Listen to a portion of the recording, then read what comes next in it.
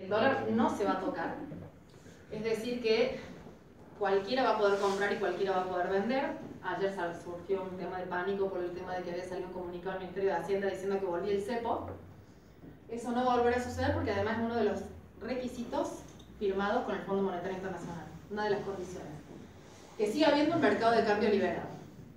Va a haber inflación, y yo creo que si se sigue pensando que la inflación es puramente monetaria, como se está pensando actualmente, ¿qué se hace para que la inflación no sea monetaria? No sé, ¿qué se hace desde el Banco Central justamente porque la inflación es monetaria? Aumenta la tasa de interés. Entonces, ¿qué dicen? Como la inflación es monetaria y en realidad se da, yo les digo cuál es la lógica de una inflación monetaria. Se da en economías del primer mundo, como por ejemplo Estados Unidos, que ahora va a aumentar la tasa de interés, ¿pero por qué? Porque su economía viene a full. O sea, la verdad que en ese sentido el empresariado estadounidense realmente le respondió positivamente a la política económica de Trump. Y los tipos como nunca han salido adelante y están produciendo muchísimo. Entonces, ante esa situación de una alta economía con una alta demanda, se está disparando la inflación. Para que no se dispare la inflación, sube la tasa de interés. Entonces se enfría un poquito la economía porque es más caro producir y así sigue. Y esto es siempre el concepto de la inflación monetaria. ¿Ustedes piensan que ese es el caso de Argentina? No, estamos bien. Bueno, digámoselo Macri entonces. Pues Schwarzenegger en su momento. ¿Cómo? Trump salió a proteger su industria cuando fue su el problema con Turquía por la importación de aluminio.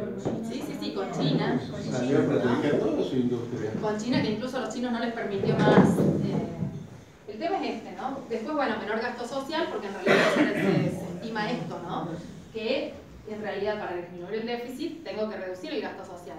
¿Pero por qué? Porque yo necesito el gasto para poder pagar los intereses de deuda que vienen aumentando todos los meses, que ahí tienen en una de las filminas del presupuesto. Esto es... Sí, es otro más, esta. Fíjense acá.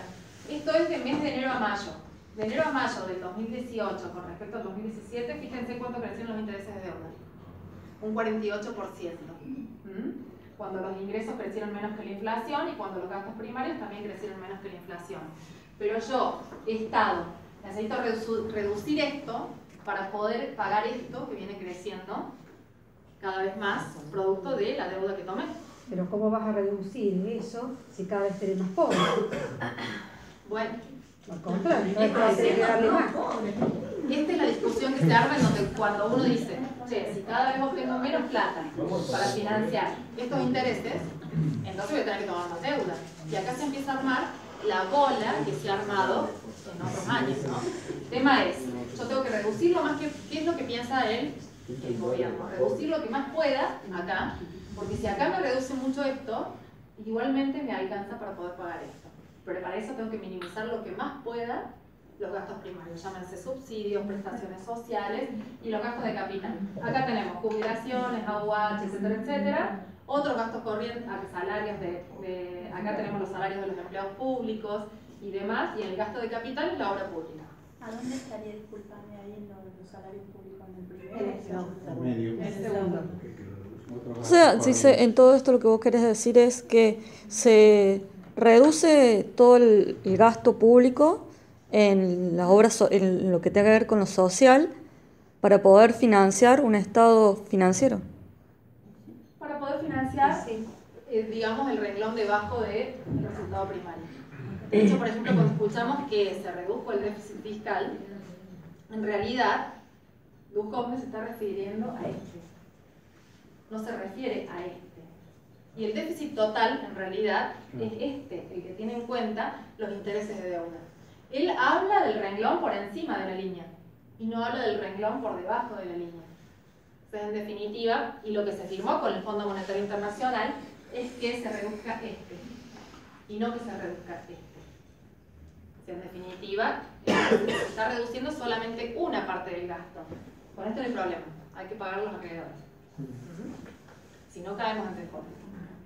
Así que bueno, pásame la... Y bueno, es Aldo Ferrer, que fue un gran economista del siglo XX, que se murió hace un año atrás, que que bueno, él tenía una frase muy célebre, un economista muy reconocido incluso en nuestro medio, que decía: cada país tiene el FMI que se merece. Yo quería agregar que o sea, el Fondo Monetario Internacional ha tenido varias intervenciones en los últimos 10, 15 años que son conocidas. Y más allá de la postura política que tengamos, más allá de la postura política que apoyemos, etc. La cuestión del FMI no es una fórmula de suceso la intervención del FMI. Es más, en algún momento han reconocido que se han equivocado en la intervención. Cuando fue de los ajustes que hicieron, por ejemplo, en los famosos PIGS, que Portugal, España, Italia, Grecia. Bueno, ellos mismos reconocieron que la política de ajuste que hicieron en lo que va del consumo, del consumo familiar, entre comillas, ese ajuste que hicieron no generó las medidas que querían, que pretendían de salir adelante. O sea, la carga impositiva que se le agregó. Los que llevan a cabo las políticas públicas y los que analizan esas políticas públicas. Y en realidad es muy gracioso y hasta cómico, tragicómico ver, digamos, los que analizan las políticas en contraposición con los que las ejecutan. Porque los que analizan las políticas, que son estos resultados que vos decís, terminan aduciendo todas estas cuestiones y sobre la falta de efectividad de ciertas políticas. Sin embargo, se vuelven a implementar. Ahí quería llegar.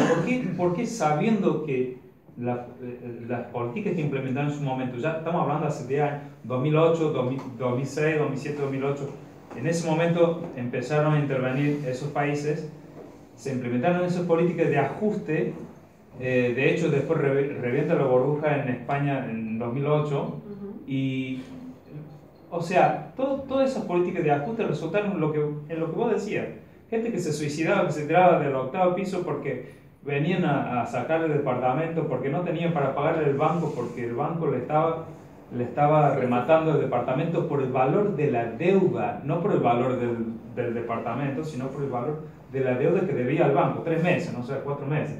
Bueno, eso vos me venías a mí a sacar la casa, sí, ya me vas a sacar. Y se tira del balcón. O sea, si sabemos que esas políticas no tuvieron éxito, ¿por qué volver a insistir en una fórmula que sabemos que no funciona? No tiene que ver con una respuesta económica, digamos, cuál es el modelo económico que se quiere implementar y que ese modelo siga, ¿no? En realidad, por ejemplo, en Israel se terminó implementando este modelo económico. En Corea del Sur se termina implementando este modelo económico, donde en realidad los principales motorizadores de la economía no es un Estado, sino que es un sector privado. Pero el tema es, la discusión acá es plantearse cómo hicieron esos estados para desarrollarse. Porque hasta acá vemos toda esta cuestión de ajuste, pero yo les pregunto a todos y a cada uno de ustedes acá, y hasta incluso lo pregunto en otros ámbitos y no me dan respuesta. ¿Escucharon ustedes alguna agenda de desarrollo? No, ninguna. ¿Escucharon algún plan productivo para salir adelante? Nada. No, quería aportar esto porque lo único que se ha sostenido a través del tiempo es el alto grado de corrupción. ¿De qué? De corrupción. Es decir, no hay modelo, se cambió el modelo, pero ningún modelo resiste eso. Hoy lo estamos viendo diariamente. Son factores ajenos, no son factores económicos, pero un alto grado de influencia en los variables macros. O fíjate, por ejemplo, la obra pública tiene un espíritu de crecimiento, pero detrás de eso, las coimas, todo, rompe con la ecuación. Es decir, por más que juguemos con las variables... Pero ¿en qué sentido rompe con la ecuación? Y porque está hecha en función. La obra pública, ¿a qué tiende? A dar mano de obra, por ejemplo. Sí. ¿Cierto? Pero detrás de cada licitación hay una corrupción, hay una coima, que hace que la obra pública sea más cara, lo estamos viendo todo el tiempo, en Córdoba, en todos lados, que está encarecida, de mala calidad, y todo ese dinero que no vuelve a la economía, a la micro o a la macroeconomía, se va para otro lado, ya sea en forma de evasión, se ve en forma de dólares afuera, se fuga el plata, beneficiados. Igualmente, digamos, si se inyecta dinero en la economía, digamos, esa cuestión, después vamos a hablar, porque corrupción no como muchísimo. Termino de decir lo que quiero decir. Entonces no es una cuestión de modelo. Si cualquier modelo que se inserta en una sociedad corrupta no va a funcionar.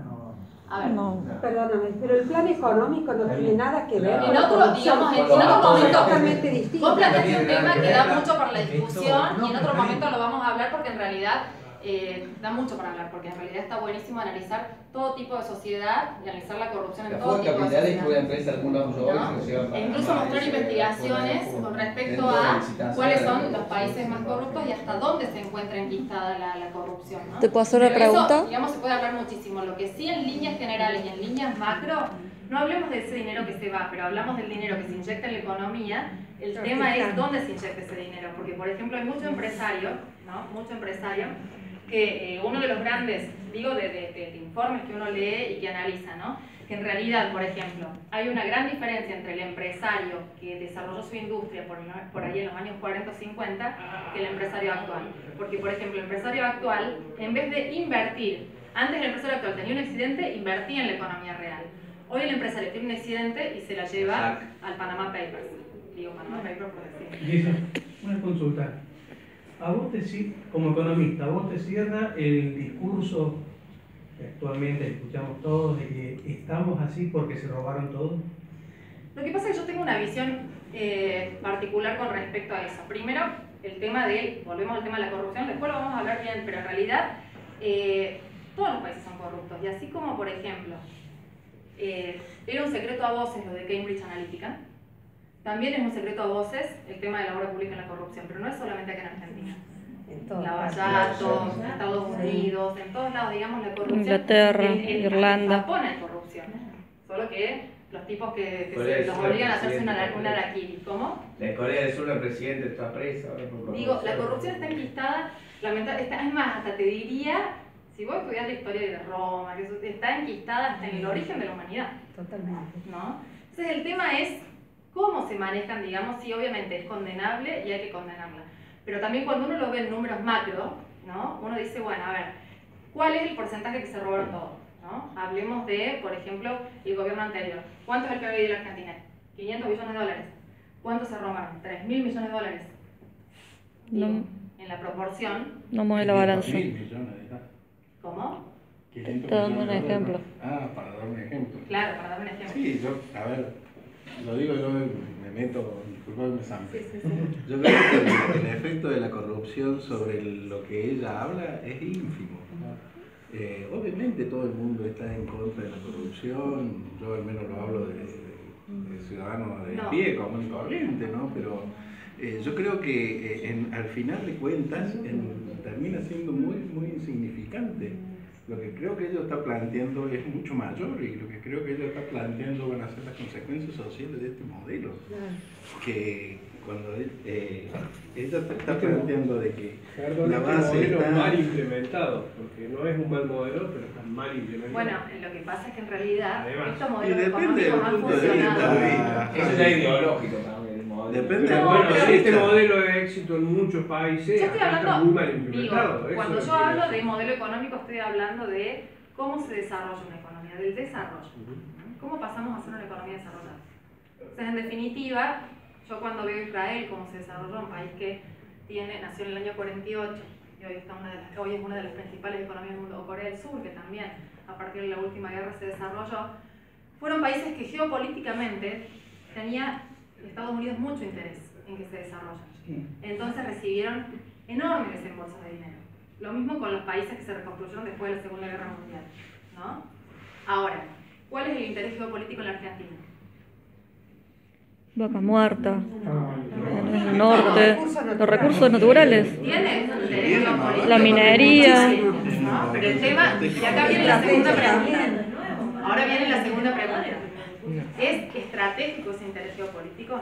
Obvio. A nivel de Israel, a nivel de Corea del Norte y demás. Bueno, todas estas cuestiones, fíjense que los países que lograron desarrollarse es porque había un interés geopolítico en que sea así, por lo tanto recibieron grandes desembolsos de dinero hasta tanto se desarrollan. Estoy hablando de economías que se formaron hace muy poquito y que hoy se desarrollan así. Entonces, seguramente en estos países, también bueno, la de Corea del Sur terminó presa la presidenta justamente por corrupción y sin embargo es un país muy desarrollado. Digo, como decía el negro, sí la corrupción es condenable, pero habría que analizar en términos digamos, de montos, si efectivamente me afecta a todo el PBI de la economía y por lo tanto el consumo, la inversión, el gasto. Yo sí creo que me va a influir, por ejemplo, en la inversión. ¿Por qué? Porque si yo soy un inversor externo, ¿no? A ustedes les dicen, por ejemplo, el Fondo Monetario Internacional dice que el año que viene van a crecer las inversiones extranjeras directas un 30%. Si yo soy un inversor externo y de repente veo que, ¿no? Ustedes, digamos que tengo que invertir en la Argentina o tengo que invertir en Israel, ¿dónde voy a invertir? En Israel. Bueno, este análisis, digamos, hace el que está afuera con respecto a qué va a hacer con respecto a la Argentina. O sea, en definitiva, sí me va a afectar la inversión por el tema de qué lío que hay.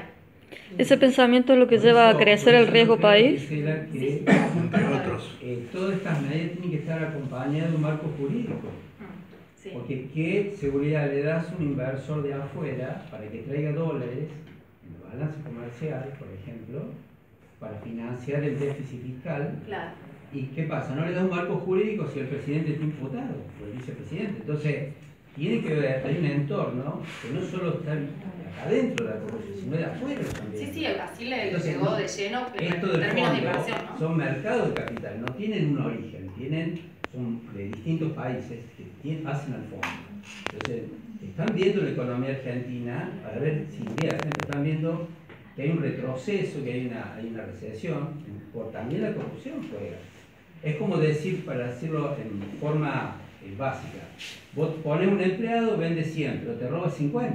Entonces no hay negocio, no hay estrategia, no hay marketing que puedas poner en tu negocio si un tipo te está robando la mitad de lo que ganas. Poné camarita.